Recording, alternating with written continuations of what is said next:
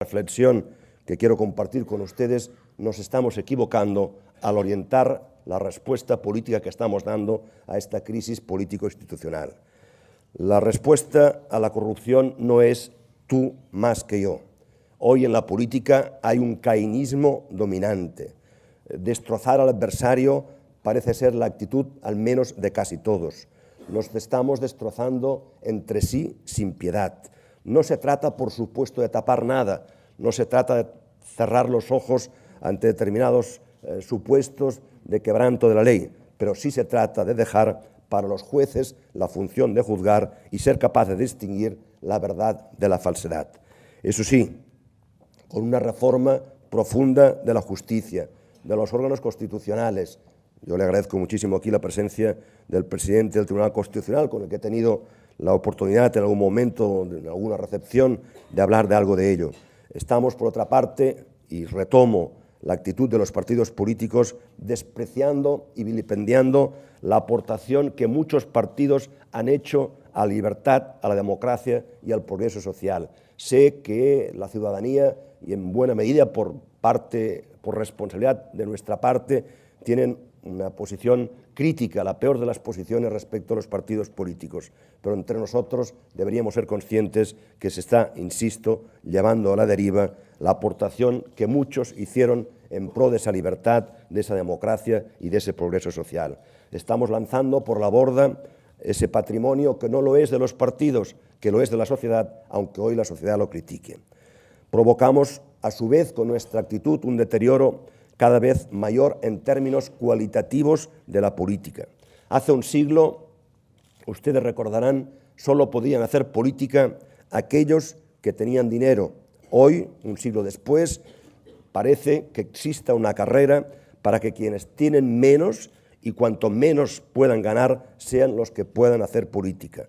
Nos creemos que publicando la declaración del IRPF o de patrimonio antes que el adversario, ganamos confianza por parte de los ciudadanos. Creo, sinceramente, que nos equivocamos. Estamos expulsando gente de calidad del sistema político, de la política.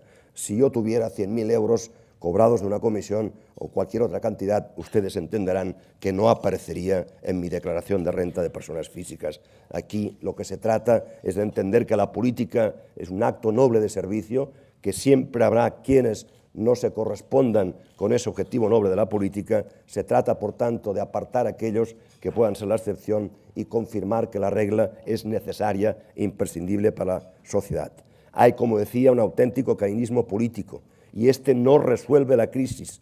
Este lo único que hace es dar alas al populismo. La imperfección de la democracia no se corrige si no es a través de más democracia, no a través de populismos. Eso puede ser rentable para algunos a corto plazo, pero letal a medio, incluso a corto y, por supuesto, a largo plazo para la sociedad.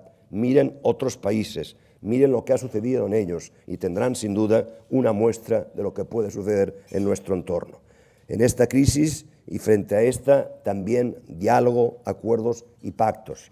Cada día se discute sobre si un imputado debe o no debe, por ejemplo, ceder sus obligaciones. Seamos capaces, todas las fuerzas políticas, de sentarnos, reitero, no para tapar nada, sino para ponernos de acuerdo en una serie de ámbitos que mejoren y perfeccionen el sistema democrático, que obliguen a los partidos a incorporar en sus estatutos esas medidas, pero eso se va a conseguir mediante el diálogo, acuerdo y pacto. Se impone con sentido común que si quien puede ayudar a salir de esta asfixia financiera, que evidentemente y reiteradamente hemos señalado las causas de la misma, a la que no es ajena a nuestro juicio el gobierno anterior ni el actual, me refiero en este caso al gobierno central, es evidente que si el único que puede ayudarte es el Estado, no tiene sentido que no intentes mantener el diálogo más fluido posible y en todos los frentes con el gobierno de España, con el gobierno del Estado, con el gobierno central. Por tanto, hay una clarísima voluntad de orientar la acción política de los miembros del Gobierno y de quienes, como yo, tenemos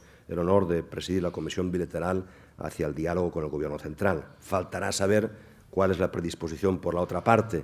Yo leo con satisfacción algunas referencias recientes del ministro de Economía respecto a la posibilidad de relajamiento del déficit de las comunidades autónomas, que sería un paso necesario, aunque no suficiente, en esa dirección.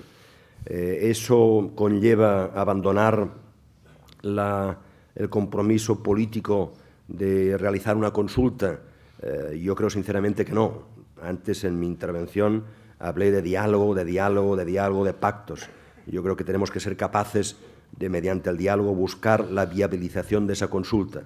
La consulta, nadie ha dicho nunca nada respecto sobre lo que se va a hacer, cuál va a ser la pregunta. Y la consulta, el compromiso es hacerla el 2014 y, si las circunstancias económicas, sociales o políticas lo requieren, aplazarla. Y, en cualquier caso, hacerla desde el amparo de la legalidad. Reitero, hacer la consulta siempre bajo el marco de la ley y, en segundo lugar, hacer la consulta buscando las mayorías políticas más amplias posibles. Ese compromiso de hacer la consulta, de hacerlo bajo el marco de la ley y de buscar las mayorías más amplias posibles, continúa siendo también formando parte de la hoja de ruta de Convergencia i Unió. Vamos a ver si del diálogo, por nuestra parte, la disposición está clara, si hay correspondencia a este diálogo y a esta voluntad por parte del Gobierno del Estado, y si hay correspondencia, si se puede llegar más allá. Que Convergencia i Unió quiera despegarse de Esquerra, más bien me da la impresión que Esquerra se va a ir despegando de Convergencia i Unió. Yo tengo que ser fiel a Esquerra Republicana, leal, hizo un pacto con nosotros, fue la única fuerza política con la que podíamos pactar, y al margen de la opinión que en el pasado haya podido vertir sobre Esquerra Republicana, mientras uno pacta con alguien tiene que ser leal a la parte pactante, en este caso Esquerra Republicana.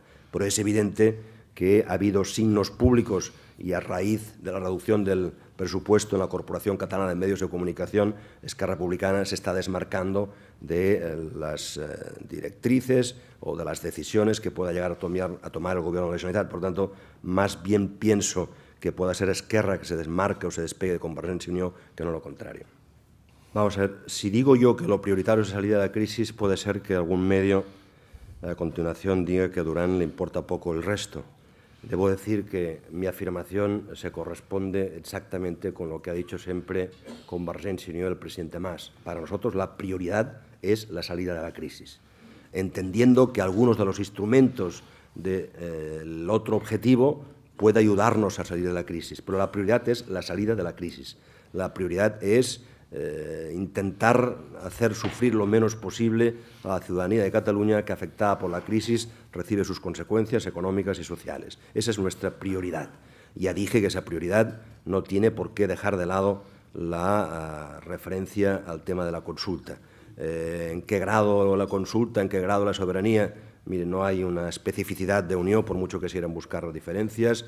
Ahí vamos a tener que avanzar juntos, dialogando, Convergencia i Unió, el presidente Mas y yo, y por tanto espero y deseo que los pasos que se den en buena dirección y se den concertadamente entre el presidente Mas y servidor y entre Convergencia i Unió. No, yo creo que es precipitado hablar de que exista cambio de coyuntura. Otra cosa distinta es desear que exista un cambio de coyuntura. Hace tiempo que deseamos tener una interlocución positiva con el Gobierno y que esa interlocución permita resolver algunos problemas que afectan gravemente a Cataluña, especialmente en el ámbito financiero, en el ámbito económico, hace mucho tiempo. Pero no puede hablarse de un cambio de coyuntura. Ahora, creo que existe, evidentemente esto no lo ampararían los sectores más independentistas, existe una impresión creciente, gustará a unos menos que a otros, de que difícilmente podrá hacerse, por ejemplo, una consulta bajo un marco legal si no es hablando con el Gobierno central y buscando la viabilización de esa consulta, difícilmente, ¿no? Por tanto, la coyuntura no es que esté cambiando, es que debería cambiar y le conviene que cambie, como dije antes, tanto a Cataluña, a su sociedad, a su Gobierno, como al Gobierno de España, al conjunto de la sociedad española. Le conviene a ambos que cambie la coyuntura. El problema catalán, reitero, no es un problema de Cataluña y lo peor, reitero también, que puede hacerse es interpretar desde el gobierno del Estado, que como que tienen todas las de ganar, que como que saben cómo respira la Unión Europea, que como que saben cuál es la letra y el contenido de los textos de la Unión Europea, que como que saben que algunos evocan Kosovo y en Madrid algunos medios de comunicación han dicho, y el gobierno no ha optado jamás por esa vía, pero saben que Kosovo existe, primero porque tenía un padrino que es Estados Unidos y existe en una situación que yo no desearía jamás que Cataluña fuese al final la Kosovo de turno en el contexto de la península ibérica, y después de un proceso bélico, todos, insisto, entendemos que hay que buscar una solución y que esa solución no depende simplemente de Cataluña, que también el gobierno debe entender que no le basta simplemente con cruzarse de brazos, no le basta al gobierno simplemente decir, mire, estos se han metido en un callejón sin salida, estos tienen todas las de perder y a nosotros no nos preocupa. Debería preocuparle al gobierno de España, porque es algo que afecta a Cataluña y que afecta a España, y que no es bueno que este contencioso no encuentre su solución ni para Cataluña ni para España. Por tanto, es un llamamiento al diálogo al gobierno, a los partidos catalanes y también al gobierno español y a los partidos españoles, porque tampoco debe ser una cuestión simplemente del PP. El PSOE también debe implicarse en esa nueva transición que permita consolidar una respuesta a la demanda nacional de Cataluña.